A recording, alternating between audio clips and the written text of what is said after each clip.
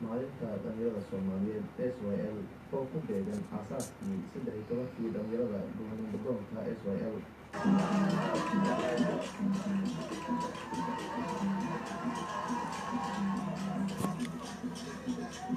warkii raadiyaha ee saakay leefka ayaa ku jira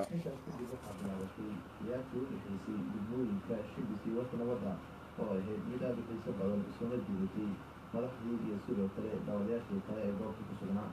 waxaa sidoo kale kasoo qaybgalay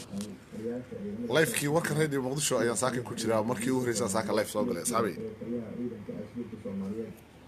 ciyaarta aad u xiiso badan ayaa markaa ay soo gaartay waxaa warbaahinta qaranka la hadlay gudoomiyaha sports gobolka Banaadir حسن آل الجبروي وكود في تحميل كفة ثانية. طبعا صدر صراع ما طويلة تصل كهر هي أودا بيسأل حين هذه جبدة عيارات درون كان markii ugu horeysay waa saakay on live soo galo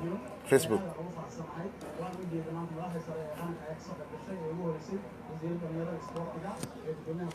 asxaabay markii ugu horeysay waayo oo aan Facebook live ka soo galo marka haday wax ay qaldamaan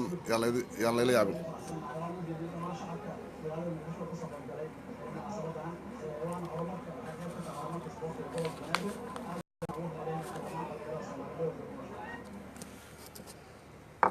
waa tahay wariyaheena Nuur Saciid Haliil ayuu kaasi ahaa oo inoo soo koobayay war ku saabsan munaasabad lagu maamusay 15 May oo xalay lagu qabtay garoonka kubadda koleyga ee Wish Stadium ee degmada Cabdilcasiis ee gobolka Banaadir markaana Turkiga ra'iisul wasaare ku-xigeenka xukuumadda federaalka Soomaaliya mudane Mahdi Maxamed Guuleed Khadar oo safar shaqo ku jooga magaalada Ankara ee dalka Turkiga ayaa waxa uu kulan la yeeshay dhigiisa dalkaasi Dr. Recep Tayyip Mahdi Maxamed Guuleed Khadar iyo dhigiisa waddankaasi Turkiga ayaa ka wada hadlay wanaajinta xiriirka qotada dheer ee ka dhaxeeya Soomaaliya iyo Turkiga waxaan Ankara kula kulmay ra'iisul wasaare ku-xigeenka dalka Turkiga waxaana ka wada hadalnay xiriirka labada dal ee dhinacyada iskaashiga dhaqaalaha ganacsiga waxbarashada ee Soomaaliya iyo Turkiga ayuu yiri ra'iisul wasaare ku-xigeenka Soomaaliya Mahdi Maxamed Guuleed Khadar dowladda Turkiga ayaa waxa ay ka mid tahay dowladaha xiriirka dhow la leh dowladda federaalka Soomaaliya iyadoo dowladda Turkiguna ay dhinacyo badan ka taageerto shacabka Soomaaliyeed iyo dowladda federaalka Soomaaliya munaasabad lagu soo dhaweynayo gudoomiyaha cusub ee golaha shacabka oo ay ka qayb galeen mas'uuliyiin ka tirsan jaaliyadda Soomaaliyeed ee ku nool magaalada London ayaa lagu qabtay magaalada London Yusuf Ibrahim Garbi ayaa warkaasi London inooga soo diray xafladan oo ahayd mid lagu taageerayay gudoomiyaha baarlamaanka federaalka Soomaaliya waa isaga barbarna Maxamed Mursal Sheekh Cabdiraxmaan ayaa lagu qabtay magaalada London ee waddanka Ingiriiska dadda ayaa waxaa soo qaban qaadiyay jaaliyadda Soomaaliyeed ee ku dhaqan magaalada London iyadoo ay ka soo qayb galeen mas'uuliyiin ka tirsan dowladda federaalka Soomaaliya asxaabtayda Facebooka waa idin salaamay waa markii ugu horeysay oo miskiinkii in Ali Faarax ahaa uu khadka Facebooka live ka soo galo Shacbaan waa 29 maanta berri waxaa la rajaynayaa ama berri dambe inay noqoto Ramadaan ilaahay waxaan ka baryaynaa inuu Ramadaankan khayrkiisana u waafajiyo maxay to dabdaaf ilaahay aan weydiisanaynaa asxaabtayda dhammaan waxaan weydiisanayaa cafis maadaama bil khayr badan nagu soo socoto marka waa idin salaamaya dhammaan asxaabtayda Facebooka ilaahay waxaan idin rajaynayaa in maaragtay Ramadaankiisa kale uu nabad iyo maaragtay horumar nagu gaarsiiyo dhamaanteen aan iscafino masaakiinta wax loo qabto dad badan oo bishan Shacbaan noola ayaan maanta noolayn kuwa kale Ramadaankan nool ayaan Ramadaanka kale aan noolaan doonin haddii Allah wadaladmo marka hal iscafiyo hal isu naxariisto maxay hayto masaakiinta hal caawiyo dariska hal caawiyo intaasaan idin farayaa aad iyo aad u mahadsantihiin maxay hayto waana ku faraxsanahay markii ugu horeysay inaan Facebook idin kala hadlo jasaakum Allahu khayran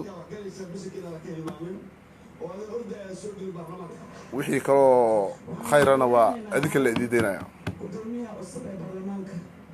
waxaan sagootinaynaa gudoomiyaheenna hore halyeeyga qiimaha badnaa dhulka waxaan leeyahay walaalkay maxamed sheekh mursal caawa xafladihii aawadha ku dhigtay xafadka weyn baa lagu salaam baa xadweyno quraan bilayo beerkeeda badda iyo banaankii oo miduu boqorku soo dhaafshay saaxiibkay maxamed ibraahim raage waa mahadsan tahay, waa ogahay inaan leef ku jiro. aad u mahadsan tahay cabdisalaad ibraahim, waa ku salaam saaxiibkay. wax badanaa kuu soo xasuustaa. waxaa la yidhi ibni aadan iswaayey arrinaa kala geeysay.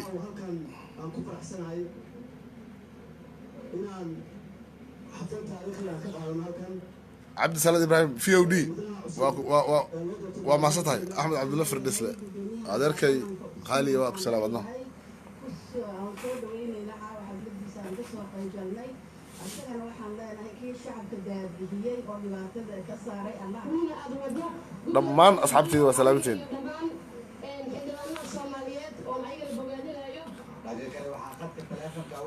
ta kale shacbaankiyaa lagu jiraa, ramadaankiina waana soo haysaa. asxaabay dhibaatada haysata walaalaheena falastiinna waa la socotaan.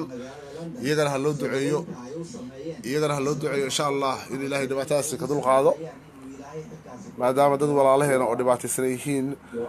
dadka ka dhintay ilaa hadda waxaa leeyahay 50 iyo dhowr sii dhaafayaan. dhaawacuna inta hadda aan saakay arkayo waa 2,000 iyo washin. marka ayka lafsigooda ha loo duceeyo walaalaheena Falastiin ee dhibaataysan, in ilaahay dhibaatadaas ka dulqaado, in cadawgaasi ilaahay ka qabto.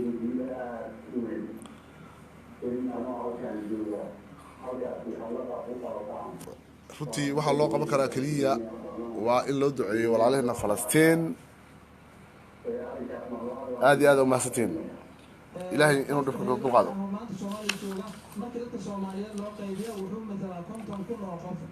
hal waraa dhibno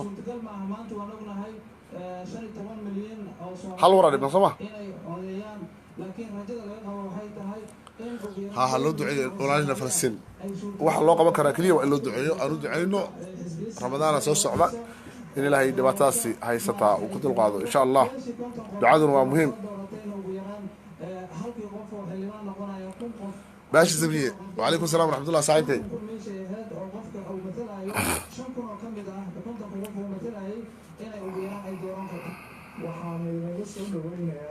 ها وركي راديو aan ku jiraa saakay saanaan ugu jiraa warkii raadiyaha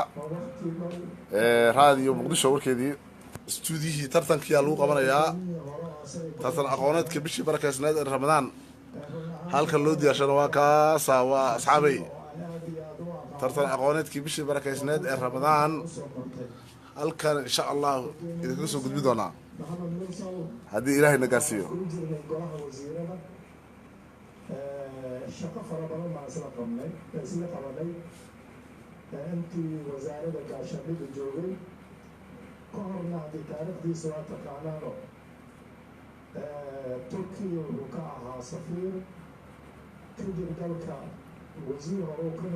ka noqday, xildhibaan buu noqday, haddana wasiir mar labaad noqday, haddana gudoomiye. tartankii bishii barakaysnayd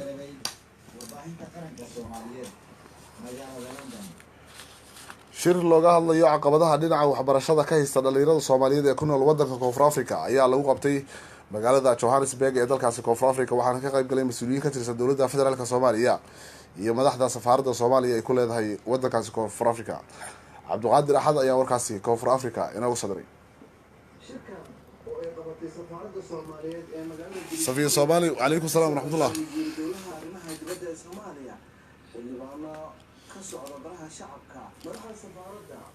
استوديو راديو مقدشو ayaan joogaa hadda.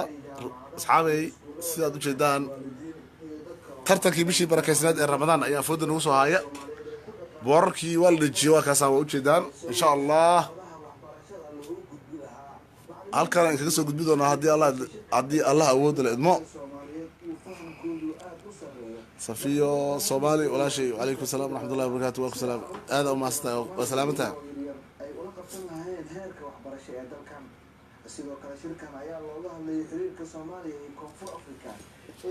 warkii gudaha waa dhameeyay, marka warkii dibadda inaan gal dagaalada warka omeysa warka oo Mareykanka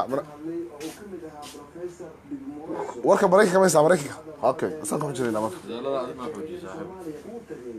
dhamaan ya brother aquan horqad oo maasta talooyinka ma soo jeed ya ma soo jeed wala ka kacina تذكر بشي بركة سنة رمضان صاحبك الروري وإليه بيها ما طلعي فوق جرى هذا